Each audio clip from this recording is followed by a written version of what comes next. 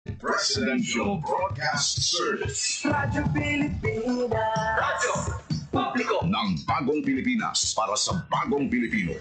Naghahatid ng mahahalagang balita at impormasyon na guugnay ng pamahalaan sa sambayanan. Tulay sa himpapawi ng serbisyo publiko. Radyo Pilipinas. Radyo Publiko. Ang boses ng Pangulo sa Iloilo. Radyo Pilipinas. 585. Oras sa Radyo Pilipinas alas 8:01 sa aga. Nagapanguna nga balita sa syudad, sa mga banwa, sa probinsya sa Iloilo, kagkaingon ng mga probinsya. Mga pananawon sa likod sa mga balita.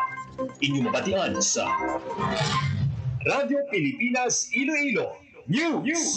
Mga balita na magasugata sa inyong aga. Ginbantayan, ginsunod, gintipon sa Radyo Pilipinas Iloilo News Team. Gikan sa hulot balitaan. Diretso sa inyong palamatian. Yari nga! Radyo Pilipinas Iloilo News.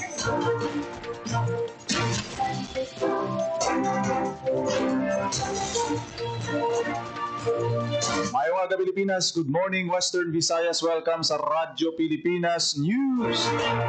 Buwadlaw sa Martes, September 9, 2025.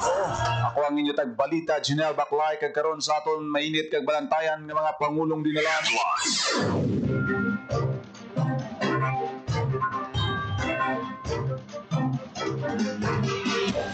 Uswag Ilonggo Party List Congressman James Joang gindinay ang akusasyon na nagalink sa iya sa corrupt practices kag illegal acts.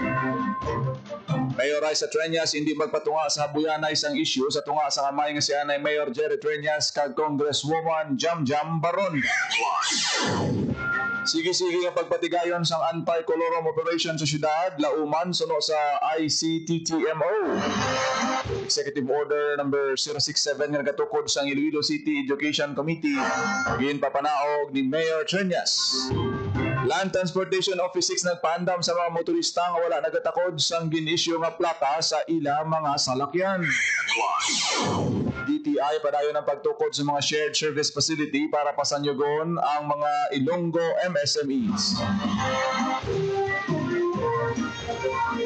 Masobra 266,000 ka social pensioners sa Western Visayas kag Negros Occidental nagbaton sang stipend sa third quarter sang tuig 2025.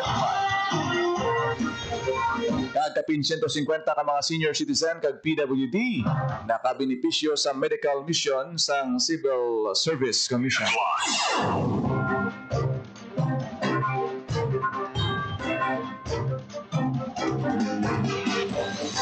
Oras sa Radyo Pilipinas alas 8:04 sa aga kagkaron sa detalye sa aton mga balita lokal. Radyo Pilipinas News. Gindinay ni Uswag Ilonggo Party List Congressman James Joang ang akusasyon nga nagalink sa iya sa ginaligar corrupt practices kag illegal acts. Payag sang kongresista nga ang nagapadayon nga flood control investigation isa ka seryoso nga butang kag ginkakibot nga ang pagmensionar sang iyang nga pangalan. Nagpabutyag sang kasubo ang kongresista bangod sunod sa iya may iban nga interesado nga partido nga nagaresort sa name dragging para sa personal nga interes. Gintawag ni Congressman ang nga isa ini kapag patalang o kung distraction sa matuod-tuod nga isyu. Dugang pa sang kongresista nga ginakondenar niya ang tanan nga sa isang korupsyon nga nagaresulta sa hindi patas nga paglantaw hindi lang sa gobyerno kung hindi nagadula man sang pagsalig sang pumuluyo. Pasalig sang kongresista ang halin sang una tubtub subong, ginasunod niya ang mandato nga magserbisyo sa pumuluyo sa sektor nga iya ginatiglawas. Ginaylo ni Congressman ang publiko nga mangin mabinantayon kaya magpabilin nga nakafocus sa kamatuuran. Radyo Pilipinas. Radyo Pilipinas News. Hindi na magpatunga si Iloilo City Mayor Raisa Treñas sa pagabuyanay sa mga akusasyon sa tunga sang iyamay nga si anay Mayor Jerry Treñas kag Congresswoman Jamjam Baronda. Inigin pahayag sang alkalde sa ginpatigayan nga press con sa City Hall sang ginkuhaan sang reaksyon sa baslanay sang payag sang anay alkalde kag incumbent congresswoman. Suno kay Mayor Raisa Treñas, hindi na siya magpasilabot kag ginabilin sini sa duha ka kampo ang pagsabat sang ila ginahaboy nga mga isyu. Matandaan nga masigpagwa sang statement sa Congresswoman Baronda kag anay Mayor Treñas nga nagpabutyag sang ila paghinulsol sa pag-endorso sa isa kag isa sang sila ang magkapartido pa sa politika. Radyo Pilipinas. Radyo Pilipinas News. Sige nga pagpatigayon sa anti-colorum operation sa syudad sang Iloilo, lauman suno sa Iloilo City Transportation Management Office. Radyo Pilipinas. Radyo Pilipinas. Report. Sa detalye sang balita, padayon ang intensified crackdown sa Iloilo City Traffic and Transportation Management Office batok sa mga kolorong na tricycle nga nagabiyahe sa syudad sang Iloilo. Sa ibalong sa Regulation Ordinance No. 2024-116 sa mga tricycle drivers kag operators, kinahanglan na mag-operate lang sa ginatawag na fixed route santo sa nakasaad sa ilang franchise. Mayroon ang kabugusan na 2,167 ka-awarded tricycle units ang ginorganize kabuilog ang 35 ka-tricycle operators and drivers association na nag-operate sa 33 ka ruta. Multa ng 1,000 ka pesos ang pagatubangon sa mga madakpan sa operasyon sang ICTTMO ay napatigayon halos adlaw-adlaw. Sandamlag lang sa nasampulan na madakpan ng mga kolorong na tricycle sa bayan sang Commission Civil Haro kag Magdalo Street sa distrito sang La Paz. Para sa Bagong Pilipinas, General Baclay, Radyo Pilipinas, Radyo Publiko. Radyo Pilipinas. Radyo Pilipinas News. Tungod mapabakod pa ang kalidad sa edukasyon sa syudad sang Iloilo, ginporma ni Mayor Raisa Trenya sang Iloilo City Education Committee. Paagi sa ginpapanaog ng Executive Order No. 67 Series of 2025. Ang komitiba magatukod sa mga programa, polisiya, kag roadmap para sa literacy kag numeracy improvement sa tanan nga level sang edukasyon sa syudad sang Iloilo. Radyo Pilipinas. Radyo Pilipinas News. Ginpaandaman ni LTO6 Regional Director Attorney Gaudioso Hiduspan II ang mga motorista nga nakabato na sang ila plaka nga itakod inigilayon sa ila mga salakyan. Ginpahayag ni Director Hiduspan nga nahimo na sa opisina ang tanan na gud panagtag ang plaka suno sa instruksyon ni LTO Chief Assistant Secretary Attorney Vigor Mendoza II kag dapat nga ini ang ma-install gilayon. Dugang pa ni Hiduspan ang hands-on ng LTO6 sa pagpanagtag sa mga plaka sa nagliligad ng mga binulan. Ginbisitahan man ni LTO6 Assistant Regional Director Jack Conlu ang mga motorcycle dealers agad mapasanyog ang plate distribution sa ilang mga kliyente. Sa piyak sinin obserbahan sang LTO suno kay Director Hiduspan nga madamo ang wala nag-comply sa diin sa report sa mga district chiefs. Sa napulo ka unregistered motorcycle nga naisyuhan sang plaka, isa lang ang nakakumpleto sang the registration renewal. Sa datos sang ahensya, masobra sa 70,000 na ka mga motor plates ang napanagtag halin sang bulan sang Abril subong tuig, kag sa oras nga madakpan wala ini napahamtang sa salakyan o kung motorsiklo. Magapangatubang sang panalidad ang mga magalapas sa no plate, no travel policy. Radyo Pilipinas. Radyo Pilipinas News. Padayon ang pagpabaskog sa Department of Trade and Industry o kon DTI sa mga Ilonggo Micro, Small and Medium Enterprises, pinagi sa mga shared service facilities. Magluwas sa SSF sa Pandan, weaving nga ginbuksan sa Bahe, Leon, sining karon lang, ginalauman man ang paglunsar sa duha ka dugang nga pasilidad subong nga tuig. Ini ang SSF para sa bamboo processing sa Maasin, kag ang SSF para sa coconut processing sa New Lucena. Naibaluan nga sa karon ang DTI Iloilo nakatukod na sa 34 ka mga shared service facilities sa probinsya. Samtang 3 sa 6 ka ginaduso nga SSF karon nga tuig ay nakabaton sa conditional approval halin sa Regional Technical Working Group.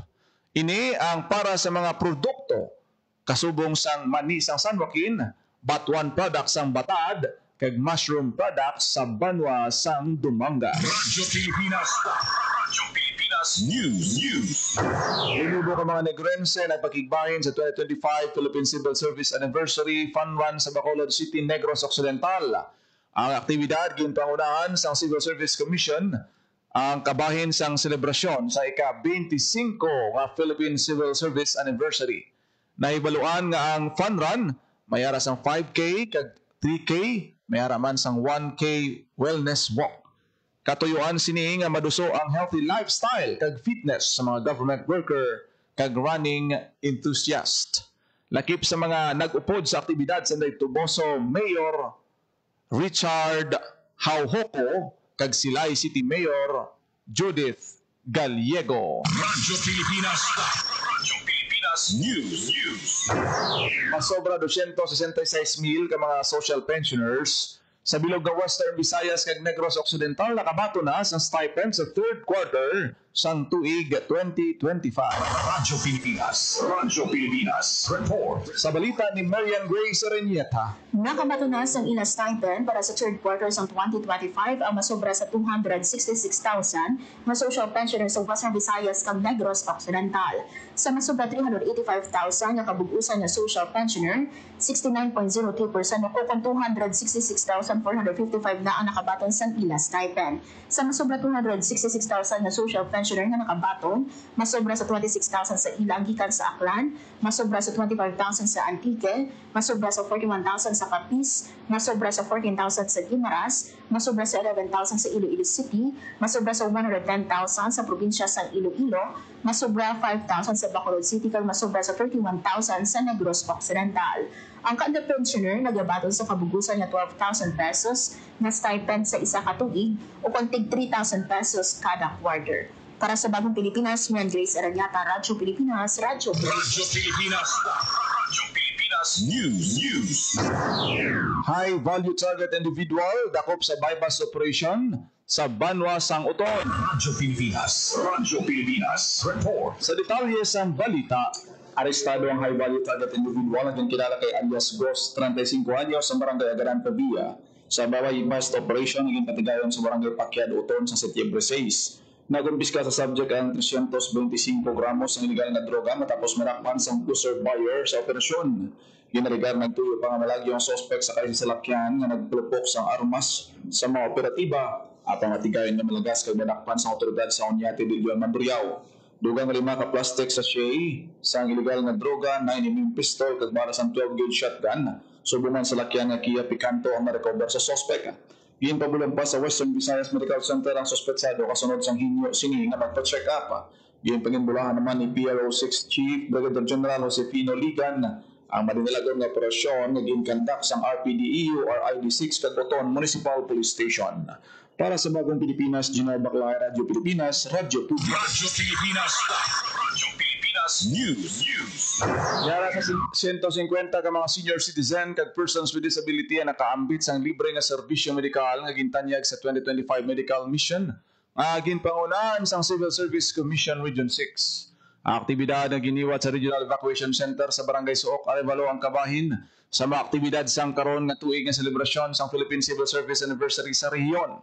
Ang libre nga serbisyo medikal natigayon pinagi sa pagbinuligay sa mga medical practitioners kag volunteers gikan sa mga ahensya sa gobyerno kag non-government organization o kon NGO nga nagatag sa mga medical kag dental consultation, bulong kag food packs. Lakip sa mga nagbuylog nga ahensya mo ang Department of Health Western Visayas, Center for Health Development Western Visayas Medical Center, West Visayas State University Medical Center, National Commission of Senior Citizens Western Visayas, Iloilo City Health Office, City Social Welfare and Development Office, mga lokal na panguluhan sang Uton, Kabatuan, kag Tigbawan, Iloilo, kag Boundless Care Incorporated. Radyo Pilipinas News.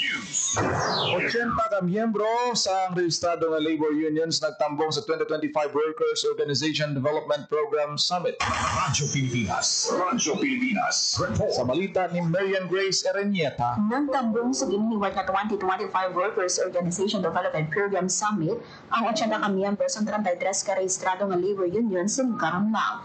Ginpatpat sa summit ang nanungitungan nga components sa Workers Development Organization Program o kung would be particular ang trainings kag scholarship para sa kwalipikado nga kabataan sa union members. Sa tema nga Labor's Long Road, the Evolution of Union Struggle and Resolution, nagpresenta ang mga union sa ilatag sa ka-best practices, mga pagpanghangkat ng ilan na atubang kag mga plano nga makabenepisyo ang ilang mga miyembro. Ginpatak man ang legal foundation sa Workers' Right to Self-Organization.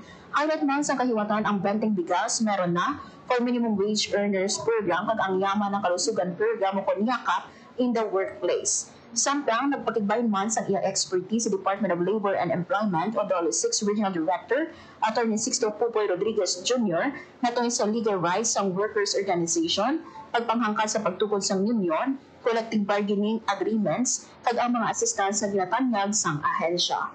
Para sa Bagong Pilipinas, Marian Grace Areñata, Radyo Pilipinas, Radyo Publiko. Radyo Pilipinas. Radyo Pilipinas News. Nagbaton sa makinarya gikan sa Department of Agriculture Western Visayas sa mga mangunguma sang mais sa Kulasi kag Sibalom Antique. Ang Kulasi Corn Growers Association nagbaton sang corn meal na may balor 424,000. Ang Sibalom Livestock and Poultry Raisers Association naman kag ang Sibalom Corn Farmers Association nagbaton sang tig-isa ka hammer meal nga nagabalor sang tig 248,000 pesos. Magluwas sa hammer meal ang Sibalom Corn Farmers Association nagbaton man sang corn sheller balor 268,000 pesos. Ang pagpanagtag sa mga makinarya nagatuyo nga mapabakod ka mapasangkad ang industriya sang mais kag kasapatan sa Antique. Ang turnover ceremony ginihiwat sa Tamlaglang sa Antique Research Outreach Station sa Barangay Igbubon, Patnungon, Antique. Radyo Pilipinas. Radyo Pilipinas News. Sa iban pang balita, pagpasiguro sa pag-aprobar na ginaplayan sang local shipping permit para sa mga sapat ginaduso sang Bureau of Animal Industry. Radyo Pilipinas. Radyo Pilipinas News. Sa detalye sang balita, Siguro nga aprobado ang kin-applyan nga lugar shipment permit para sa mga sapat, animal products kag byproducts sa Bureau of Animal Industry, National Veterinary Quarantine Services Division o kung BMVQSD. Importante nga siguraduhon sang kliyente nga kumpleto ang requirements na nasunod sa Department of Agriculture Administrative Order o kung DAAO number 5. Ini ang pahayag ni Dr. Paul Joy Gerawa, Veterinary Quarantine Officer by Veterinary Quarantine Station 6 sa usapang agrikultura. Pahayag ni Dr. Gerawa nga bangod sarang na nga maka-apply online para sa permit kung makomply sa aplikante ang tanan nga requirements sa DAAO 5 antes ipasa, gilayon man ini nga ginaaprobahan pagkatapos ma-review ang dokumento. Apang sunod sa iya, hindi maligawan nga may kakadinay ang aplikasyon. Pila sa mga rason ang kulang nga gina-attach nga requirements sa ang impormasyon sa shipping details kag attached documents. Sa tiyon nga madinay ang aplikasyon, ginabalik sampay ang aplikasyon sa sender, lagip ang comment kung sabihin ang misala nga document o kung attachment ang good nga gilayon makomply sa kliyente kag masumitiliwan sa buy for application. Para sa Bagong Pilipinas, Marian Grace Areñata, Radyo Pilipinas, Radyo Publiko. Radyo Pilipinas. Radyo Pilipinas News. formal na ginanagurahan ng upgraded hemodialysis units in Don Salvador Benedicto Memorial District Hospital sa La Carlota City nga isa ka provincial government run nga balay bulungan. Ang ginrenovate nga pasilidad nagatanyag sang mas manami nga dialysis services sa mga pasyente nga nagakinahanglan sang pag-atipan sang ila kidney. Sa yaminsay ginhatagan punto ni Negros Occidental Governor Eugenio Bong Lacson nga ang upgraded unit pamatuod sang padayon nga commitment sa administrasyon sa pagdulong sang kalidad nga serbisyo sa ikayong lawas sa tanan nga Negrense. Dugang pa niya ang mas manami nga pasilidad nagapabaskog man sa mga healthcare professionals sa ila pagserbisyo sa ila mga pasyente. Radyo Pilipinas. Radyo Pilipinas News. Mga serbisyo sang Sustainable Livelihood Program mula sang bayad suno sa DSWD Field Office 6. Radyo Pilipinas. Radyo Pilipinas. Sa detalye sang balita, Wala sa bayan na anumang serbisyo sa Sustainable Livelihood Program o SLP.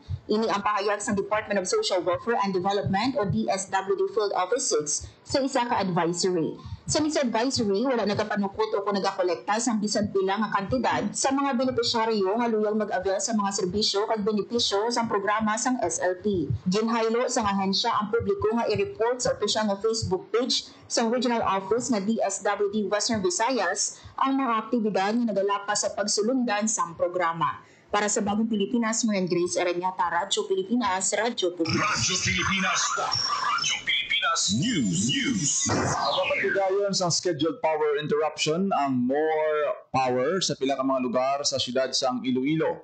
Ginabisuhan sang More Power ang mga konsumidor nga magapatigayon sang trabaho para sa pagsaylo kag pag-ilis sa mga poste kag subuman mga guba nga mga insulator ang More. Ini ang tika nga ginahimo sang kumpanya gud malikawan ang mas dalago nga problema nga mahimo magatuhaw kung hindi matigayon ang hilikuton. Gilayon naman igabalik ang supply sang kuryente pagkatapos sang mga scheduled works. Sa dugang nga impormasyon kag may mga palamangkutanon mahimo nga magtawag sa helpline number sang More nga 327-2985. Sa cellphone number naman nga 0917-637-5214. Sa Globe, kag sa Smart 0919-07-2626. O kung mag-send sang message sa Facebook page sang More Power. Lakip sa mga mapektuhan nga petsa mo ang September 10 sa diin mayara sing pagapatigayonon nga scheduled interruption alas 7 sa aga tubtob alas 12 sang udto kung magalawig ini sang 5 ka oras. Sakop sang power interruption amo ang portion sang diversion feeder 2 bilog nga Villa Alegre subdivision buhang Top North Mandurriao kag iban pa nga mga kabaranggayan sa distrito sang Mandurriao. Radyo Pilipinas News. Nagpang-apat bilang top performing school ang West Visayas State University nga may kabugusan nga 14 ka mga passer sa natapos na September 2025 computer-based licensure examination for librarians. Nakakuha sang passing rate ang WVSU nga mayara sing 87.50% nga rating ang mga graduate sang Bachelor of Library and Information Science sa nasambit nga universidad. Naibaluan nga 629 sa 919 ka examinees sa bilog nga pungsod ang nakapasar sa pasinawan nga mayara sing national passing rate nga naglabot sa 68.44%. Radyo Pilipinas News. Oras sa Radyo Pilipinas alas 8:23 na sa Radyo aga. Pilipinas. Lagi nyo nabatihan ang detalye sa mga nagapanguna nga balita sa pagpangalagad sang Radyo Pilipinas News sa buong adlaw sang Martes, Setyembre 9, tuig 2025. Sa dugang pangabalita kag impormasyon, please share, like, ag follow sa aton Facebook page, Radyo Pilipinas Iloilo. Ako naging lamang inyong alagad kada aga ang inyong tagbalita, Junel Baclay. Mayong aga Pilipinas, God bless Iloilo.